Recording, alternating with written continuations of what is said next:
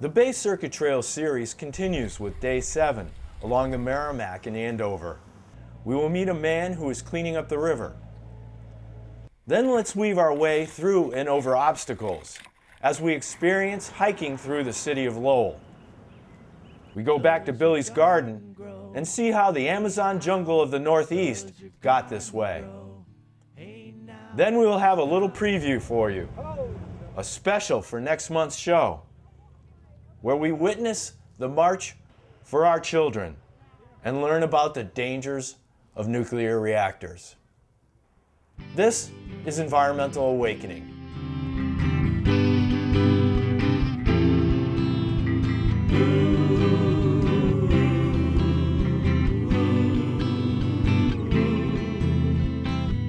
We're awakening to a brand new day. A whole lot of people saying there's a better way. Rejoice, be glad, let your heart sing, 'cause we know we can fix this thing. Environmental awakening. Environmental awakening. Environmental awakening.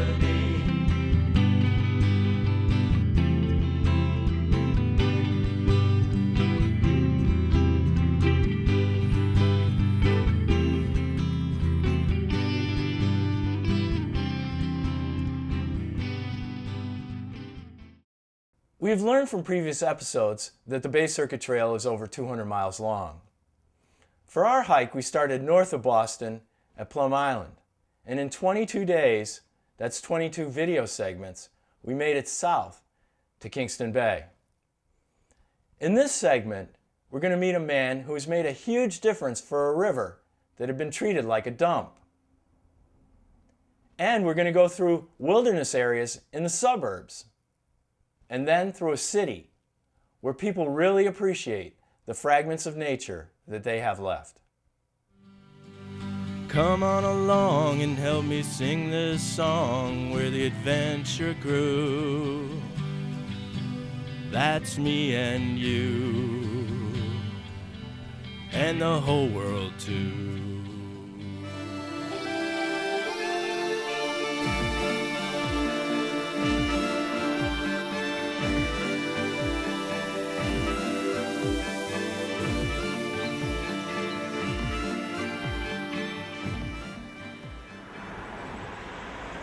A busy road leads us to this suburban neighborhood, where the Bay Circuit Trailblazers signal us to turn right down this wooded path.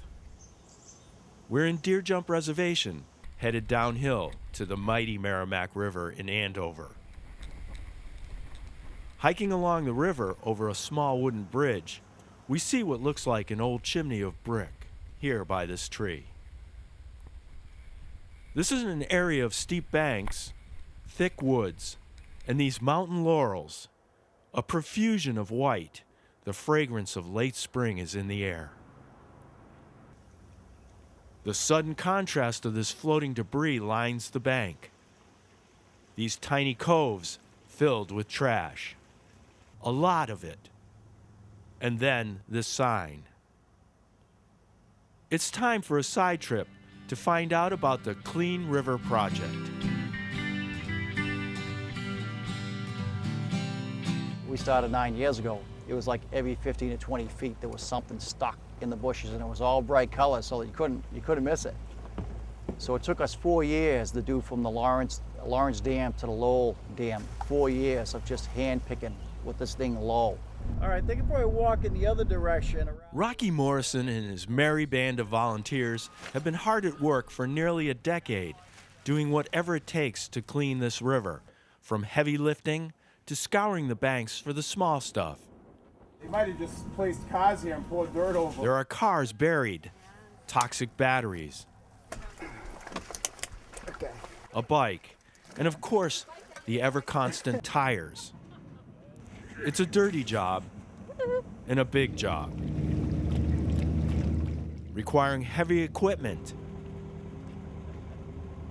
And the Clean River Project does it all, making huge strides in the fight against what threatens native species, habitat, and water quality. over 300,000, it might even be more, are drinking this Merrimack River.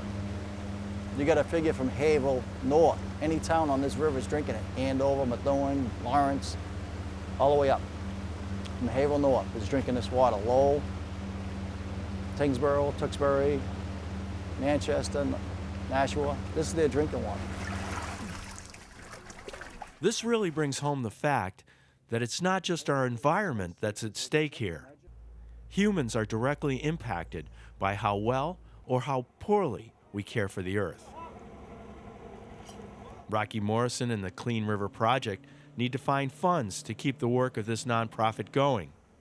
Private citizens and corporations are joining in.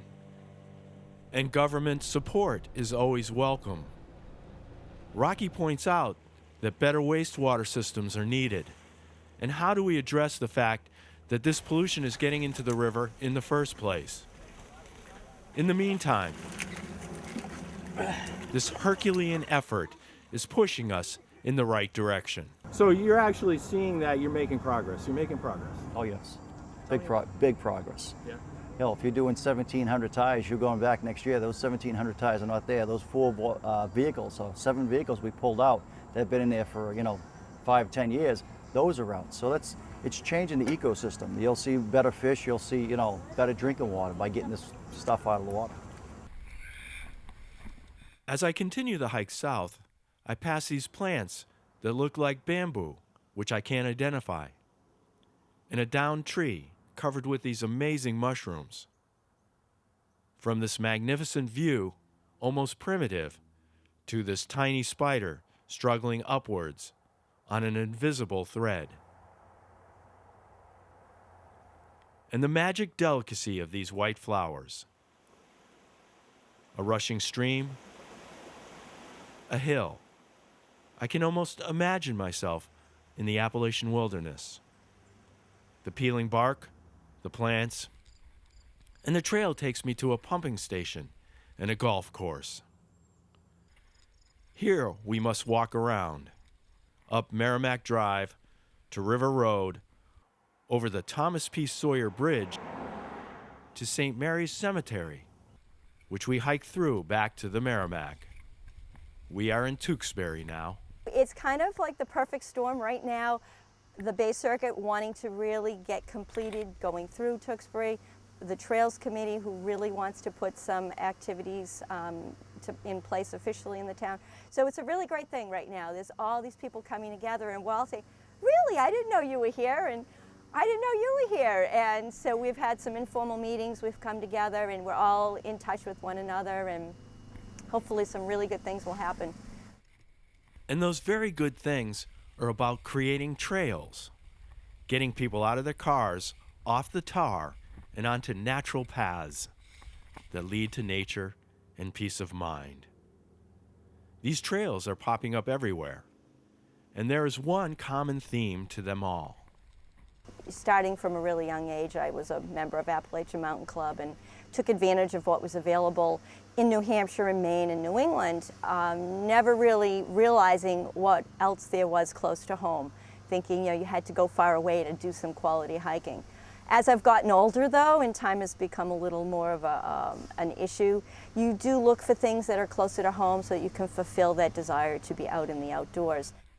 In the city of Lowell, the Bay Circuit Trail follows the Merrimack River. Its current swift, the water's high. Much traffic going through here. In some places, the trail is overgrown. This is a populated area, and even though it seems like private property, and some think it is, I am told that this is a public right-of-way and the Bay Circuit Trail. Tiptoeing through poison ivy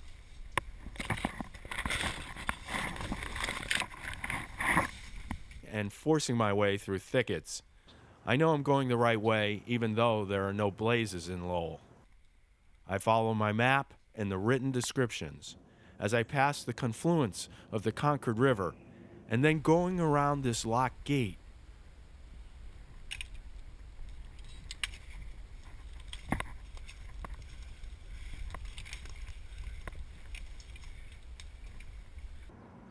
Through the city to the Concord River Greenway. This is where we meet Jane Calvin. The Lowell Parks and Conservation Trust is all about connecting people with the natural resources of the city. We're fortunate there are 2 rivers that go through the city. And one of our big projects is to establish the Concord River Greenway, which is in the process of becoming part of the Bay Circuit Trail. There are portions that are complete and portions that aren't. Jane describes the Bay Circuit Trail in Lowell as a work in progress, which she hopes to be completed by the summer of 2014 or 2015. But as I found out, right now it's a bit of a guessing game.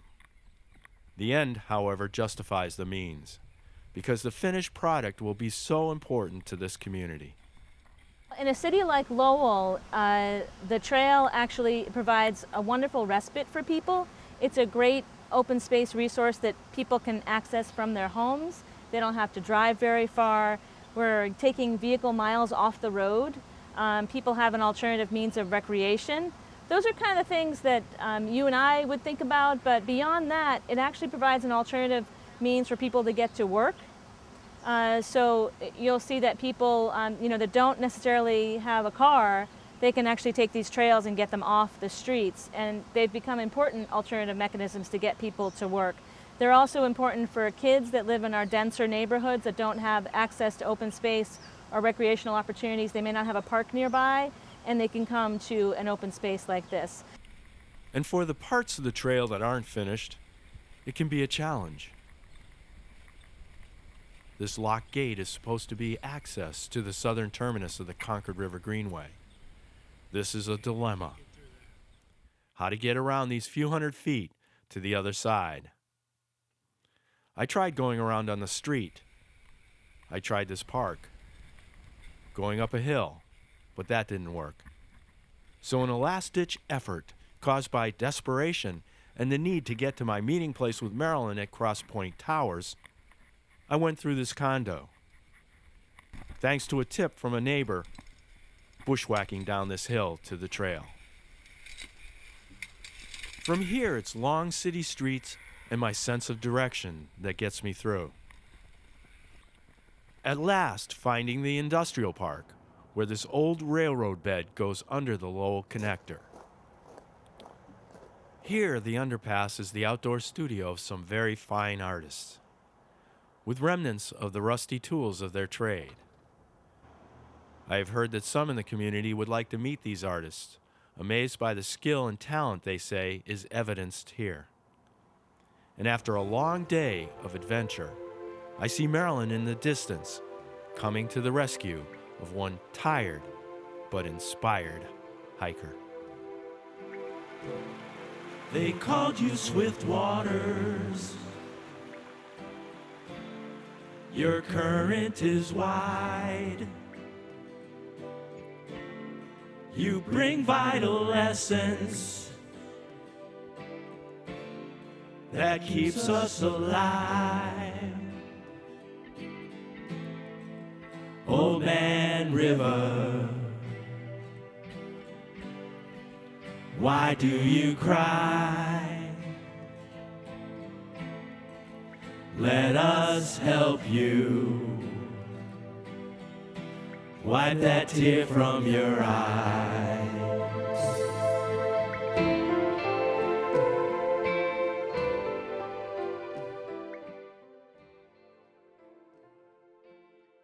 Old Man River. Old Man River. It's thanks to people like Rocky and his merry band of volunteers, and so many others throughout the world who have been caring for their waterways, who have been wiping the tears from the eyes of abuse and neglect. We thank you, environmental heroes. And speaking of environmental heroes, our next segment is Gardening with Bill. Billy, as we call him, is a person who has fallen in love with the earth and nature. He's building healthy soil, which in turn is helping to build healthy people and a healthy community. The summer of 2011 has flown by, starting in late May with plants, seeds, and soil. A soil that crumbles with rich organic material. June weeds just adding to the mix, and mixing in a few other ingredients leads to July, inventive tomato cages contain plants, responding to the green thumb of Abington gardener Bill Davis. I do this because I just love doing it. Life is good out here. Life is good in what I might describe as the Massachusetts version of an Amazon jungle. I'm in here. Bill says the garden has popped, and I agree. He needs a wheelbarrow to handle the harvest. Look at the size of these bad boys, you know? When these get harvested, you can cut like 3 or 4 really thick slices in here, put them on your sandwiches. Life is good. This one's got my name on it. So Billy, I understand that you get a lot of joy out of gardening, and it almost makes you feel like dancing. It does. Can you show me that dance routine? Absolutely. I could do this all night long. Hey, how does your garden grow? Hey, how does your garden grow? Hey, now we're gardening with Bill.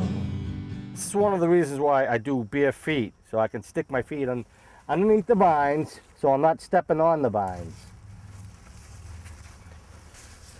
I've pulled off at least 400 pounds just in this row of cucumbers this year. We've had plenty of rain. It's been a great season. These plants don't produce all by themselves. It takes knowledge and dedication to help them along. The more you pick, the more you're gonna get. One might get bigger and bigger, but if you cut it at a decent size, 2 more will come in quicker. As you can see, I have a whole bunch of rain barrels here. What I do is I fill it up with water, let the sun heat it up. And during those dry times, watering is a big plus, especially when you're protective of this resource. Water's a little too precious to be wasted, so I don't need to be watering in between the plants. It's a waste of water. It's going to help the weeds grow, especially the aisleways. And you wouldn't drink the type of mixture Bill knows his plants love. This container we have here right now, it's water, and it has a whole bunch of organic material in here. We call it tea. It's like liquid fertilizer for your plants. A lot of people do it with cow manure. Cow manure is great, but I have the organic material here, the grass clippings and kitchen scraps and all that stuff. And this is what happens. You're going to get some methane. See the bubbles coming up? That's the material breaking down.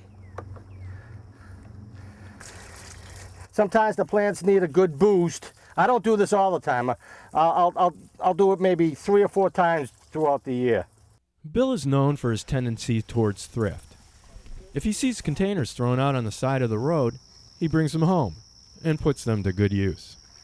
Now here's a little experiment that I tried this year. It's container gardening. It's doing pretty well. I'm happy with it. It doesn't seem to grow as well as in the garden. This was an old rubbish barrel, had holes in the bottom of it. So I filled it up. And as you can see, the tomatoes aren't red yet, but they're really good size. I'd be happy to have this on my deck. You know, people that don't have gardens out in the backyard, but do have a deck, can grow this stuff just like this. Just put some good soil in there, some good compost, and you'll be having tomatoes. And another tip. When I pick my cucumbers, I always wrap them up and put them in the refrigerator. I suggest that they chill them overnight and wrap them up. You can use aluminum foil, like this. You can use the plastic wrap, which is a little less expensive. I never wash them. I keep them just the way they are till I'm ready to eat. Unwrap them, and then I wash them. But by wrapping these up, hey Jigs, by wrapping these up, they'll last so much longer. They'll stay crisper, not soft. So gardening can be an adventure. I grew these funny zucchinis that have a yellow part, then it transitions to a green pot. And gardening is full of surprises. These are cherry tomatoes. Look at the size of them. They're huge. Gardening develops friendships.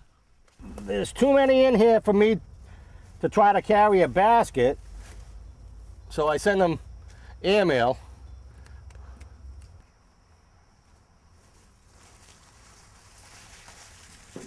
We have plenty of good neighbors in the neighborhood. Bring over a billy bag of vegetables there. I'll be sure to be invited to the picnic. In fact, it seems that everyone wants to get in on the act. Well, we got a guard cat over here. Life is good in the garden, especially at harvest time. Harvest time requires dancing, right? It does. It makes you dance. So, can you teach me that routine? Sure. Ready? We'll start off to the left. Ready? Go.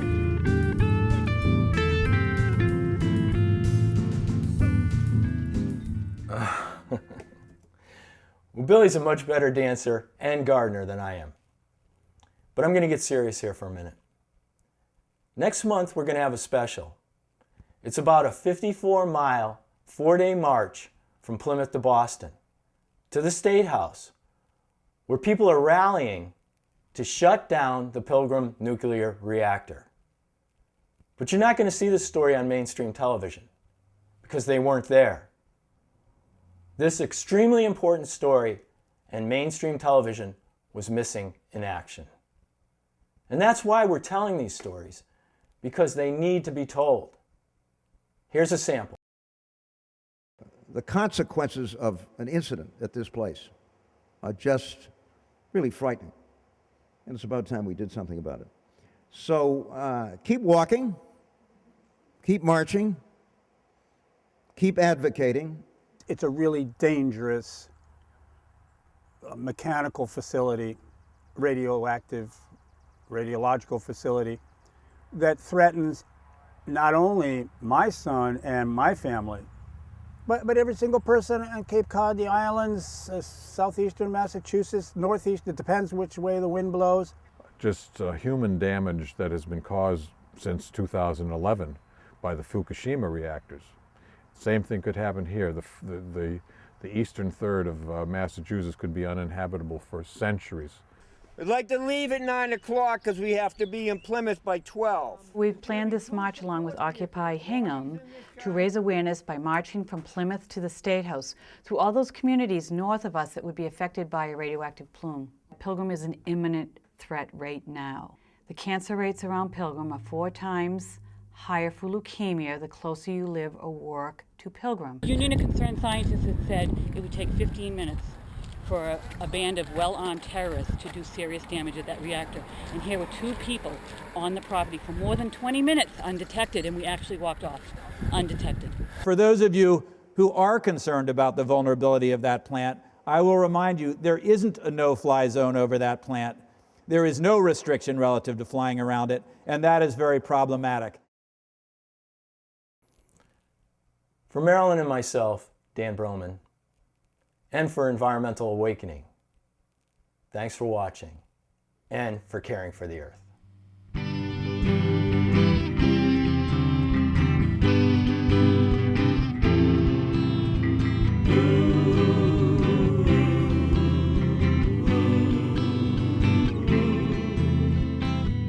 We're awakening to a brand new day. A whole lot of people saying there's a better way. Rejoice, be glad, let your heart sing, 'cause we know we can fix this thing.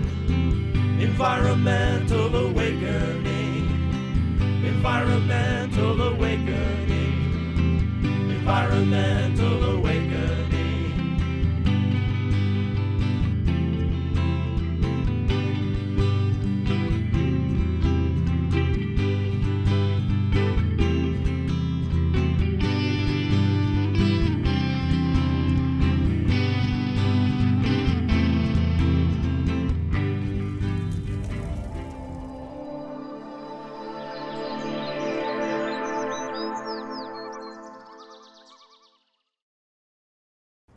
Here in the city, on the Boston Commons, the word wilderness might not come to mind.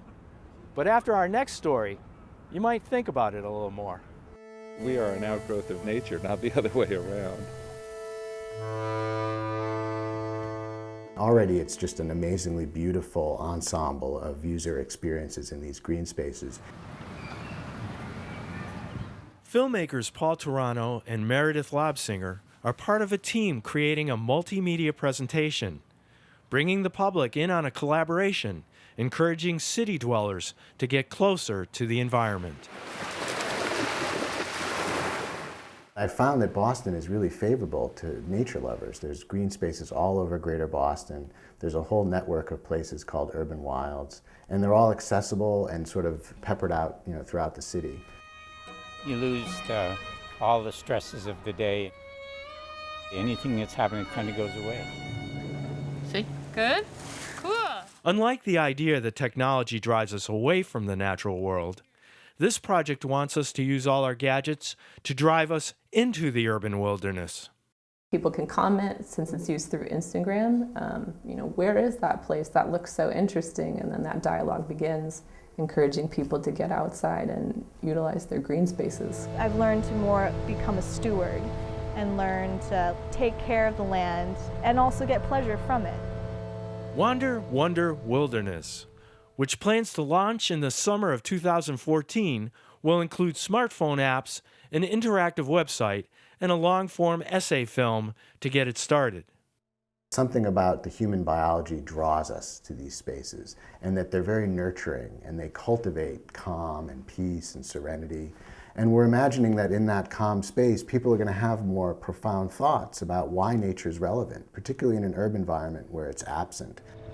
I like to see it change for the better. Surrounded by concrete, steel, bricks, and mortar, nature does coexist.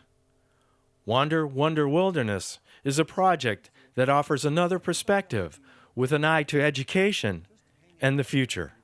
There's plenty of kids out there under the high school level that have smartphones in their hands, and that part's really important to us. It's creating this bridge for children that are growing up with this technology in their hands, getting them outside. The Wander Wonder Wilderness interactive website is already up and running, and it gives us all the opportunity to become a producer. Ideally, it raises some consciousness about the importance of the environment and could promote ideas around stewardship, around sustainability, around preservation, around conservation. So these are some of the underlying goals we have by creating a participatory opportunity, that you'll see the result of what people create really reflecting all those ideas. Like you feel like you're somewhere, even though you're right near the city. I feel like you've gone someplace far away. All of the footage you saw in this story was filmed by Paul and his team. And they're using technology to get us outdoors, thinking about the environment. I'm Dan Brillman reporting for e-awakening.com.